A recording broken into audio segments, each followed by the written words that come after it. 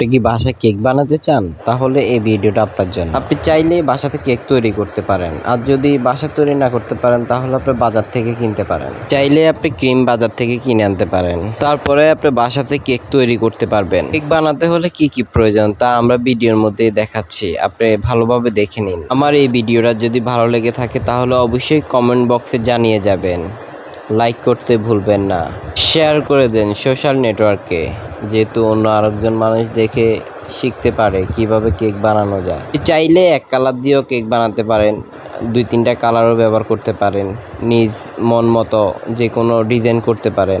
আপনিও শিখুন, অন্যদেরকে শিখার সুযোগ করে দিন।